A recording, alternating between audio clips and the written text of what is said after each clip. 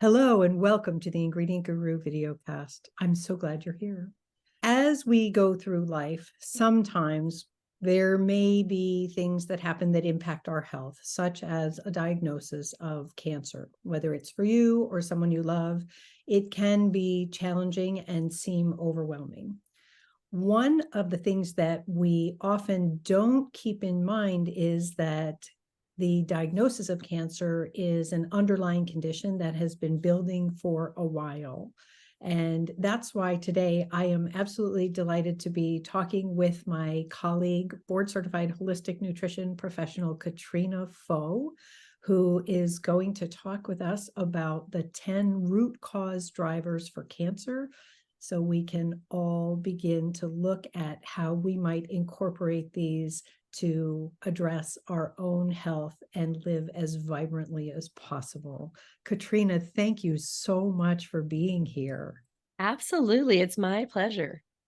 And I would love to start by, if you could share your story, tell us how you got to this point to be a holistic nutrition professional and the person that we're talking to about these root causes of cancer. Absolutely. If you had told me when I was leaving college that I would end up in cancer, I would have laughed at you. This is the farthest thing from my mind. But I had my own breast cancer journey and I addressed it 100% naturally. It was a lot of ups and downs. And it was so difficult because there weren't a lot of resources out there. The internet was not as full-fledged as it is now. And just trying to find what I needed to actually heal was very difficult. And even now, there's so much conflicting advice and scare tactics. It's very difficult. So after I was in remission, it just became my passion. Not only did I want to learn more, for selfishly for myself so that it didn't come back and I could help my kids not get cancer, but also it just snowballed into this passion of this should be out there. People need to know this information to where I couldn't keep it in. And so I went back to school and became, like you said, certified in working with the metabolic terrain and functional testing and such, so I could help people with this. That's really wonderful. And I appreciate your journey. I think that happens for so many people in our profession. Either we or someone we love has something and we're like, okay, there's got to be a different answer. And we dive in. I'm Yeah. curious, what are your thoughts on if there's something in particular that people need to know or to do in order to prevent or reduce the possibility of getting cancer? Absolutely. Yeah. So when I found out I had cancer, I was just completely shocked because I was doing everything right. And I think that's probably going to resonate with a lot of your listeners, because if they're listening to about ingredients and health issues and conditions, like they're making changes already. And I was shocked. We had moved to a different state so that we could have land to raise our own meat animals. This is pretty extreme. And so what I found out on my journey is that it wasn't what I was doing that was necessarily wrong. It was the things I didn't know about. In my research and in my training, there's 10 areas that have been identified with research. This is not just stuff I've made up or just my clinical experience. This is worldwide. This is the thing. And so the big one is that you got to test. You've got to look and see what's going on. So I typically see two different types of clients. Either their backup systems have been going full throttle and all of a sudden they just, and out of nowhere comes this cancer diagnosis. Or their body has been really struggling for a long time. They've got all sorts of conditions and symptoms, and they're just like, all the time. And then the cancer comes. And I think for most people, the former is not as surprising. I'm sorry. The latter is not as surprising. The former, which was me, I didn't have any symptoms and it just came out of nowhere. My body had been compensating like crazy. It was really surprising. But when you look at my lab test in these 10 areas that we'll discuss, it was all over there. It was very clear that there was a lot of stuff off. I just wasn't getting the symptoms because my body was compensating so well. Wow. And I think that is certainly a challenge that a lot of people face. If you don't feel well, but your body is holding things together so you're level for the longest time, and you keep hearing your labs are fine or you look fine to me kind of thing. And meanwhile, underneath, there's a lot going on until finally we have some kind of an implosion or a collapse. And then all of a sudden we have a health overload situation going on. So Yeah. what are these 10 different terrains or causes that you like to share with people? Exactly. And I'll go through the list and give you a little bit about each one. And if you want to dive into some of them deeper, because we could talk about these all day, there's so much there. So the first is metabolic. Now, we know with cancer research that cancer is a metabolic disease. This means that the cancer cells, the defining factor that Nobel laureate Otto Warburg discovered like in the 30s, is that they have shifted, cancer cells have shifted how they create energy, and it's very inefficient. And so when you're broken metabolically, that's going to set up the stage for cancer to proliferate. So blood sugar dysregulation is a big one here. Hormones, sex hormones, your estrogen, progesterone ratios and such, as well as your thyroid hormone. So usually they tend to go hypo, so that sluggish thyroid. The microbiome, this is going to include not only the actual microbiome with all your gut flora, whether hopefully there's not any parasites, but also just the actual digestion. Are you breaking down your nutrients that your body needs to do everything else or not? Angiogenesis. Now, this is a big fancy word that means that when you have a tumor, it is needing more blood sugar so that it can grow faster. And so it's really smart, and it will create and signal to the body to create new blood vessels to it so it gets more blood, which means more blood sugar, which means it can rapidly multiply. Stress. So this is more your adrenal hormones as well as your circadian rhythm. And just what is going on? What is stressing your body? So this could mean like you have stress at work, stress in a marriage, but also, is there an infection that's stressing your body? Is there some other thing that is going on? Environmental toxins. I have to say, this is probably one of the biggest buckets. This can include things like heavy metals, mold. No one's talking about that. And it's a really big driver of cancer, as well as non-metal chemicals that we have in our air, in our water, in our food supply, in the products we use. It's increasing In our cooking exponentially. pan. Yes. Here's a little PSA right now. Throw out any nonstick you have. Yeah, that's actually on my intake form. And it's surprising how many people are still using Teflon garbage and stuff, which is known carcinogen, right? Yeah.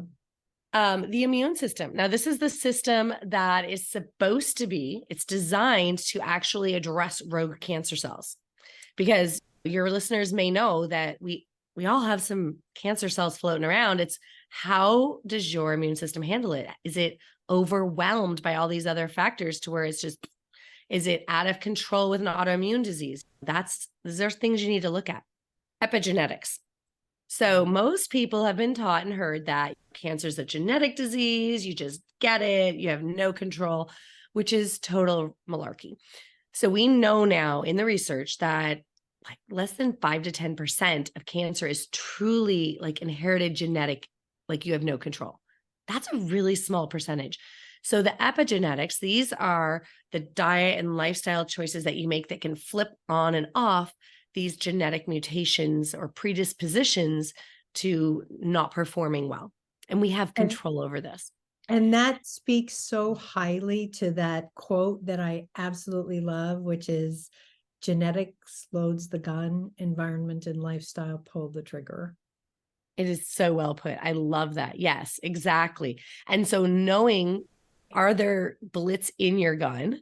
And are you going to be pulling? You need to look at these things so that you can know for yourself what to do or not do. And then there's two more: inflammation. So these inflammation markers are really helpful, not only to see how like out of control the raging fire of cancer is, but you can see things coming.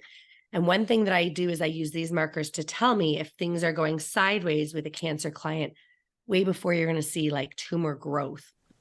That's farther down the line than I want to look. And the last one that no one likes to talk about is the mental emotional aspect. So usually within the year prior to a cancer diagnosis, there's something trauma-wise that has deeply impacted and hurt the cancer client's heart. And this can be something they're completely aware of. My dad died. He was my everything. It could be something that they're trying to suppress and pretend it doesn't bother them. And this is where digging into this is very critical for full healing. Wow, that is quite a list. And I want to, first of all, clarify for anybody listening, this list is not meant to be like a task list. You have to start and dive in right now and do everything all at once. This is where we become educated, informed, and then we begin to choose where we can make changes and how we can support ourselves as best we can. I'm so glad you clarified that. Yes, this is an overwhelming list because as you probably can see, there's multiple different lab tests and markers within each bucket. And there's multiple things you can do, like the environmental toxins when we touched on a couple of those. So the key thing here is to know what your specific issues are. So whether you have cancer or not, this is a sliding spectrum, I like to say. I call it the spectrum of chronic disease, where one side you're like super perfect healthy. The other side, you're so messed up, you're dead. And pain symptoms don't start till somewhere in between.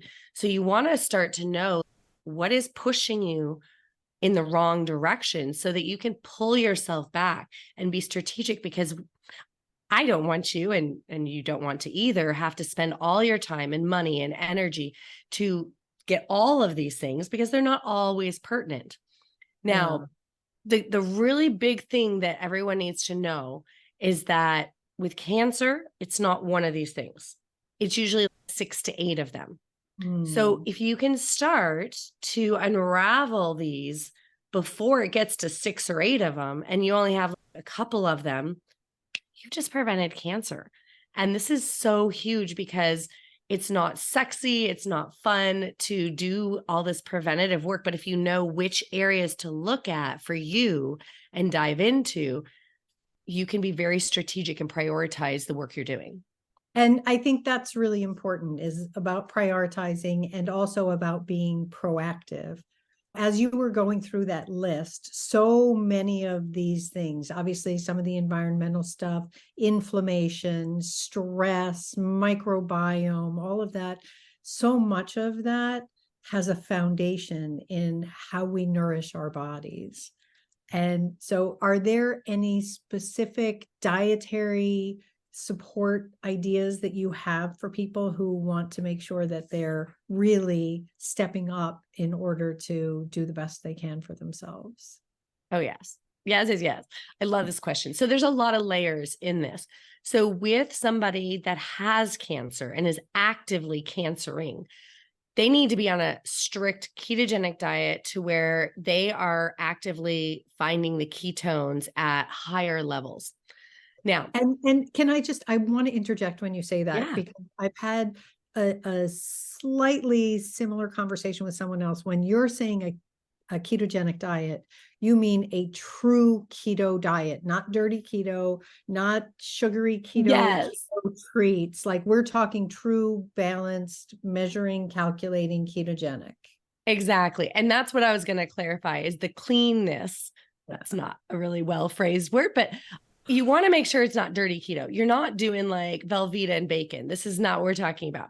Most of the keto out there now, when I started this journey, there wasn't all the amazing resources. So it's great that there's all these cookbooks and products and things, but at the same time, there's a lot of not good keto and dirty keto. And yes, it can maybe help you lose some weight. But when you're talking about cancer, we want to make sure that you have pristine, high nutrient dense food, because this person is in a state of depletion and they need to get the nutrient density in. So the dirty stuff is actually going to be, and by that, the biggest part I'm talking about is the artificial flavorings, colorings, blah, blah, blah. That's going to go in that toxin bucket that we talked about. So you're working against yourself. And then the other thing is the the rancid oils. So canola oil, all the seed oils and such like that, the vegetable oils, soy oil, like that is basically pouring gasoline on the inflammation of your body. And if somebody has cancer, they are inflamed. Their house is on fire. You do not need gasoline being thrown on it. So especially when you're talking about keto, you're eating like 80% of your calories is fat. If it's 80% is fueling the inflammation, you are working the wrong way. So super important. I work with all my clients right from day one to work on dialing in the actual macros and what works for them, because there's weird things that happen when a lot of times if people are having cancer, they have other issues. So like I said, mold. You have mold, it's going to screw up a lot of times your blood sugar. And you're not going to get into keto no matter if you're doing it all right or not. And so you have to test your ketones. You have to check and dial in the food. I've had clients that have found that innocuous foods like bell peppers throw them out of ketosis, where it doesn't for anybody else I've met, that person, it's causing a reaction in their body that they can't handle it. So really personalizing it is very important. And I think it's also important to remember that everybody's body is different, as you were just talking about the person who, for them, bell peppers just created a reaction. So there is no one size fits all. This is where you really need to understand what you're doing, work with somebody who can support you so that you can find those bio-individual answers to make sure that you're getting the support that you need. Yeah. One of the other things that I would like to ask you to share on, for so many people, as humans, we like the same 20 foods. We grow up with this food system where we simply eat the foods we like or the foods that we're culturally accustomed to eating. And then we discover, because of a diagnosis or because we're simply not feeling well, that perhaps this isn't the best option for us. How do you encourage people to begin that process of detoxification so that they can reduce inflammation and support their body towards a more holistic healing protocol? Ooh, I love this question. So many layers in there. So detoxification is this sexy, cool thing that everyone wants to do. And people want to take a pill and do a protocol. And I would say it starts way before then, because the largest amount of help you can give your body for detoxification is to not have the toxins come in the first place. And this is not the fun thing, because in our society today, our city water, it's usually pretty bad. The air we breathe, not so great. If you're living in an environment with mold, which is more common than people think, the preservatives and things, that the toxic skin products, people don't remember sometimes that if you put it on your skin, it is getting into you without the barriers of the digestive system to help police things that shouldn't be there. But keeping all that out, and again, this is where you have to pick your battles, start slow, go through and look at what's in your environment, pick your battles. That is going to help you a long way, because then there's less to detoxify and get out later. And I love that you're talking about picking your battles and starting slow. I think our human impulse is to just dive right in. I'm going to just get it all. And we forget that can be very exhausting, which is not great. And also potentially it's not sustainable, because we're not learning healthy long-term habits that will allow us to continue down this path, whatever it is that we're doing. So I do have one last question that I'd like to ask you. If you're someone who is either dealing with a diagnosis or looking to prevent a diagnosis, what are some of the health issues that might interfere with your body's ability to engage in that healing process? Absolutely. So those 10 factors that I listed, those are exactly them. Those are the things that when there's like 6 to 8 of them, they're mounting up of issues, they create this perfect storm to dismantle your immune system so it can't do the job that it's designed to do itself. And when we peel this back and address those issues, support the hormone balance, get the blood sugar under control, get the toxins out, all that kind of stuff, depending on what's going on for you, then your body can do the healing itself, whether it's cancer or something else, because this is the same model for any disease.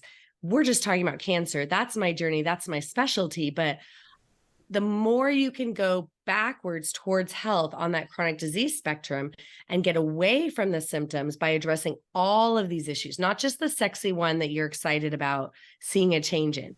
I hear women a lot of times like, oh, my hair is getting thin. Oh, it's because I have a thyroid issue. I'll just deal with that.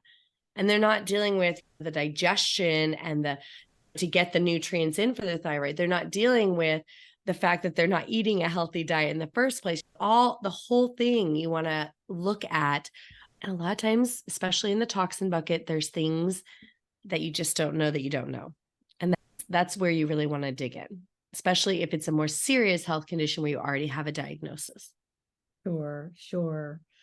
This has been really wonderful. You have shared so much fabulous information, and I highly encourage everybody who's listening to think about these 10 different root causes and look at how you might evaluate what's going on for you and pick a place to start. I think that would be really great. I know before you and I hopped on, you mentioned that you had a free ebook that you wanted to share with everyone. Yes, I would love to give your listeners, if you're interested, there'll be an opt-in that you can get my free ebook. And it does go over this paradigm as well as the different 10 areas. And I get into like specifically which markers. So if you want to actually look at some of these, investigate more, you've got tools. And if you are interested, if you have cancer or such, my website is cancerfreedom.com, where you can work with me directly. That sounds great. So your ebook basically takes an even deeper dive into this topic, into what we were just talking about. Yes. It's called the Roadmap to Prevent Cancer Recurrence. So we're looking at preventing cancer, period, working with cancer, and preventing the recurrence all rolled into one. That sounds great. I will make sure that the links are down below.